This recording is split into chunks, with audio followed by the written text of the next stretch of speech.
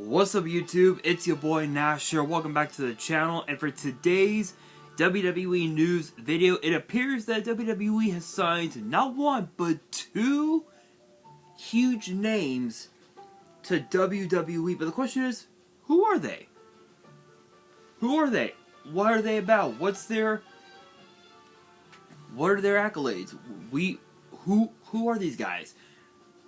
Trust me, I will talk about them here in a second, but before we get started, if you guys enjoyed the video and you guys want to see more WWE news videos in the future, which get posted every Thursday, sometimes on Wednesdays, and sometimes on weekends, make sure you guys subscribe to the channel, give this video a thumbs up, turn on the notification bell, follow me on all of my social media, links will be in the description below, as will the info to my fan mail. It will also be in the description as well. I believe now we are currently 58 subscribers away right now, because I just gained one like this week. I could be wrong, but I believe so. Let me go back on YouTube on my phone. Yes, we are literally 58 subs away from 200. So as I said before, in previous videos, if this channel gets to 200 subs, I said that I was gonna open up this Korean Strike of Neos box in its entirety on the channel. 40 packs. That's a lot of packs. A lot of packs. Probably only about 2 hollows in this box, but we will see. We will see. And however, if the channel gets to 1,000 subscribers,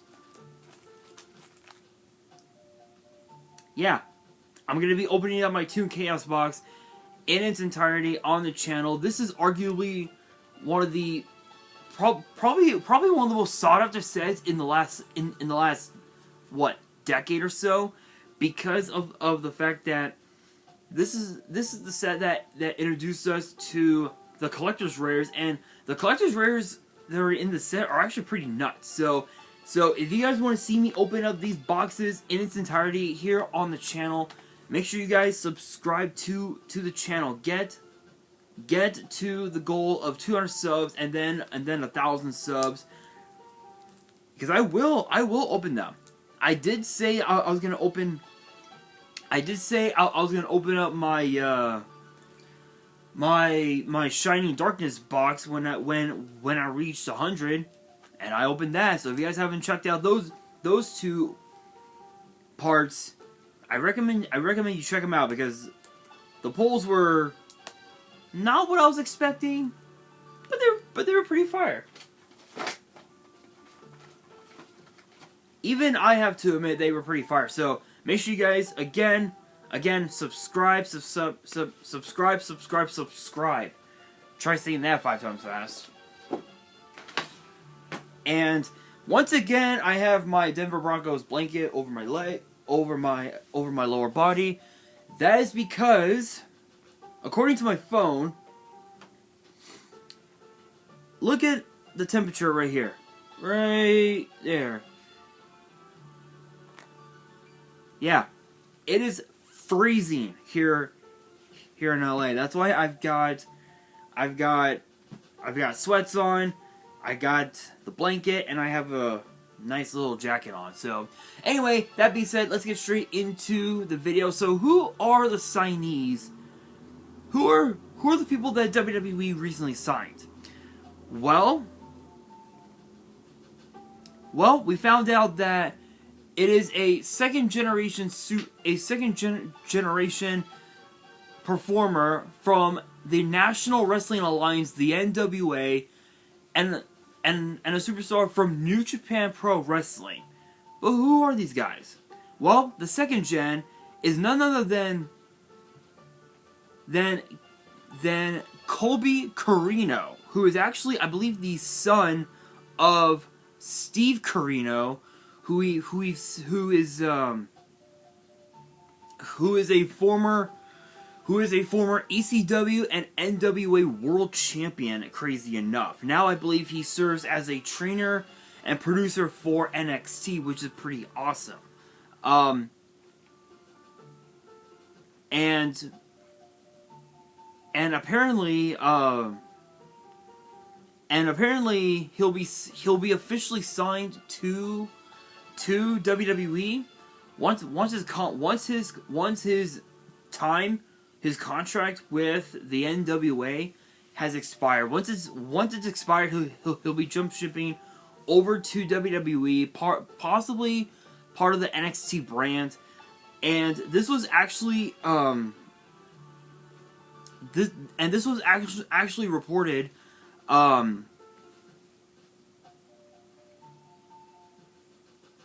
This was actually reported by none other than Fightful Select. Big shout out, no copyrights. That he is indeed headed to WWE, but his contract, I didn't realize it, but his contract actually just expired 18 days ago. So January 1st, he was gonna be an official free agent. So he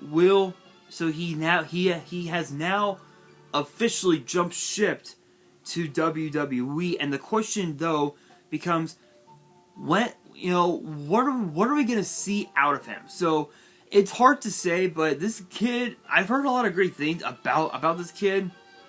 He seems pretty good. He seems pretty good, and the thing is that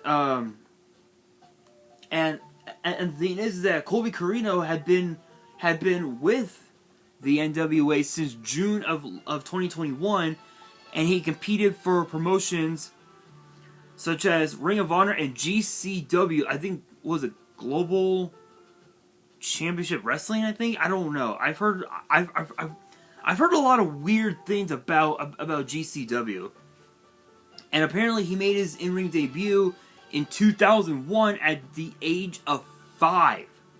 Can you believe that? 5. Teaming with his father to take on Don Montoya and Reckless Youth, and his singles debut would come about 5 years later in 2006, picking up a W over Don Montoya, which is pretty cool. That's awesome. Having Steve Corino's blood come to WWE, I think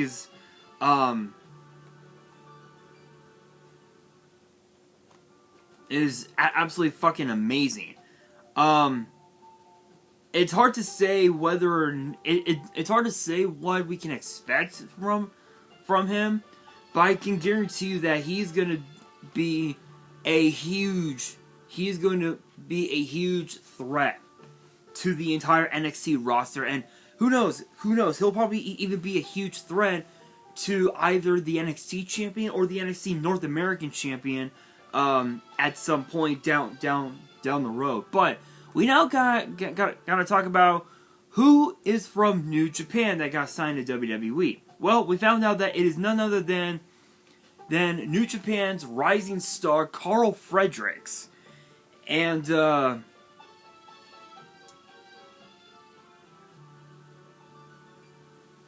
apparently this was reported by PW Insider, and apparently they reported that that WWE has indeed signed Carl Fredericks, and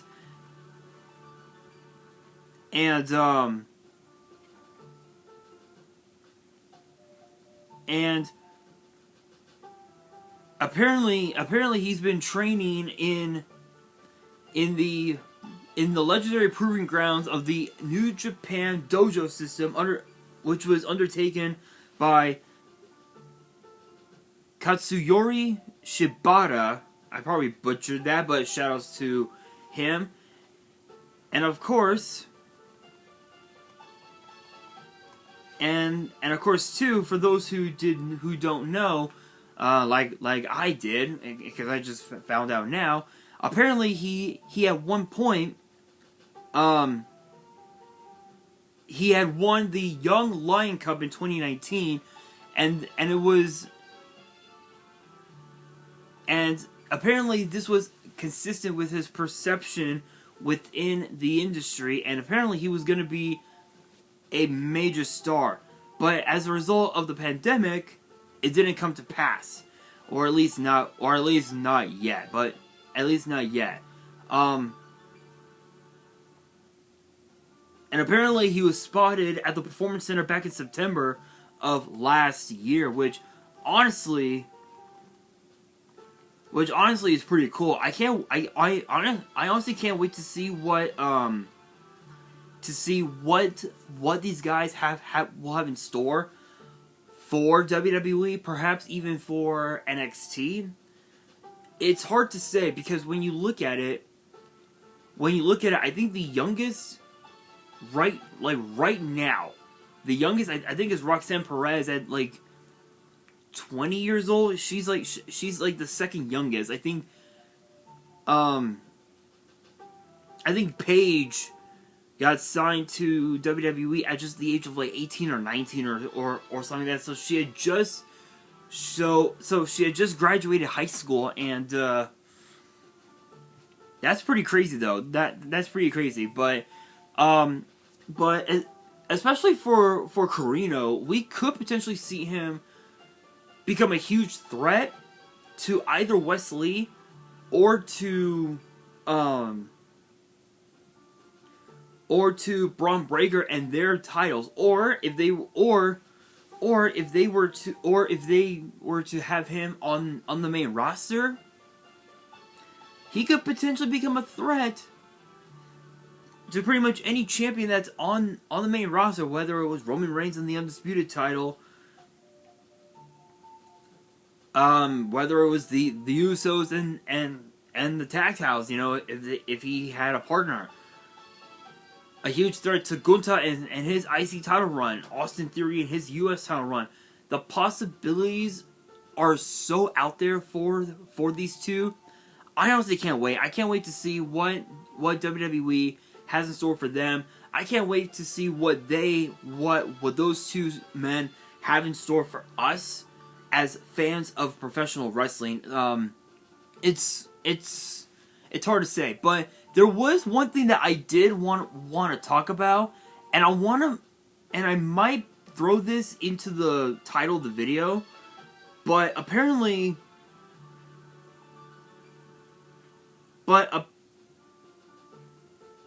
there's been some recent reports of a potential return to WWE, but the question is, who is it? None other than Edge and Beth Phoenix. Apparently there's been a lot of rumors as of late that Edge and Beth Phoenix are planning to come back to WWE TV at some point. And yet, WWE has yet to pull the trigger on that.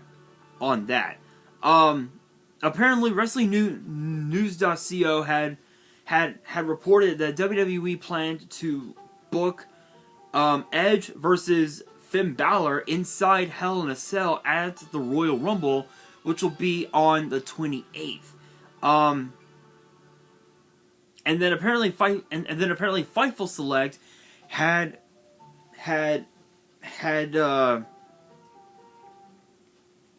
now corroborated that Edge and Balor were planning to pick up their feud on Edge's comeback, with the limited dates that Edge has on his contract.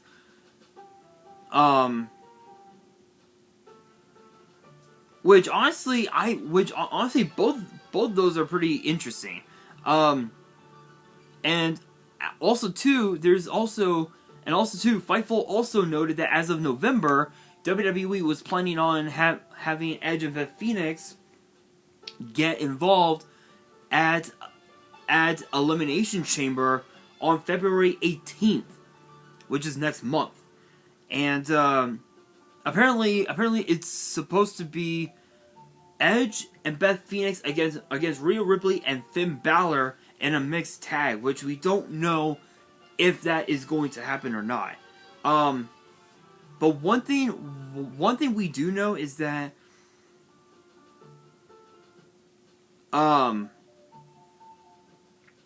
one thing we do know is that, as I had previously talked about in in a previous video, Edge admitted that he plans to retire completely sometime this year. And he said that he wanted to retire in his hometown of Toronto, meaning he wants to have one last match in his hometown in Toronto, and he wanted to retire in Toronto because he started his career in Toronto. It would only be right for him to retire in Toronto. So it's hard to say, but we don't know much about when Edge will come back, because the Royal Rumble is in like 10 days. It's in like what, 10 days or something like that. So it's in like maybe 10 days from now. So that doesn't give WWE a lot of time to book Edge and Balor for Hell in a Cell. That doesn't give them a lot of time. But let's say, for example, let's say they don't book it. Odds are they could potentially book it for WrestleMania, for all we know, which is a very high possibility. But I really don't see that happening anytime soon. I really don't, because just because of the fact that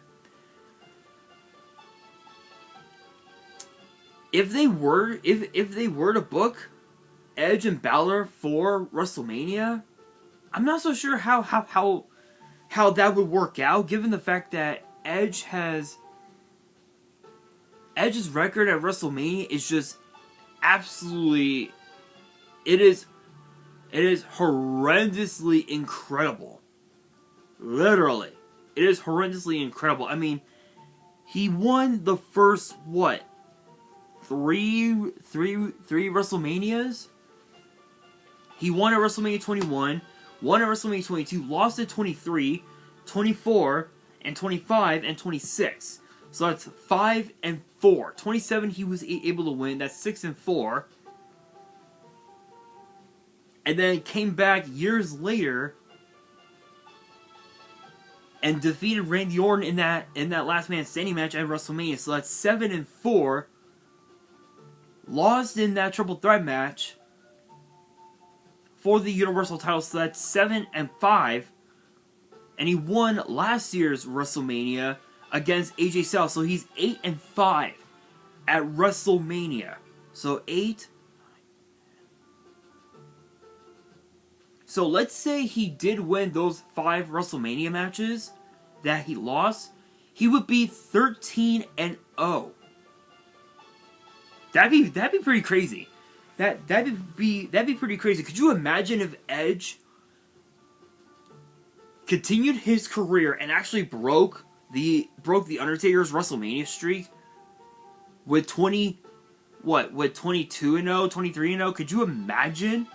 That would be that right there, in my opinion, would be a stellar career. I'm just saying. But that brings me to the question of the day, which is this. Which is this.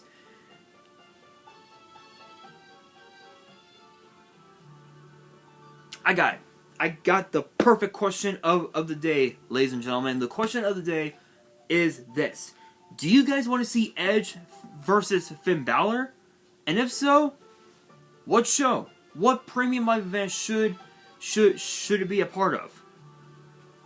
Let me know down in the comments below, and that will do it for today's video. Hopefully you guys enjoyed. If you did, make sure you guys smash that thumbs up button. If you guys are new to the channel and you guys want more WWE news videos in the future, which get posted every Thursday, and sometimes on Wednesdays, and sometimes on weekends, make sure you guys subscribe to the channel, turn on the notification bell, follow me on all of my social media. Links will be in the description below, as will the info to my fan mail. It will also be in the description as well. And on that, this is your boy Nash, signing out.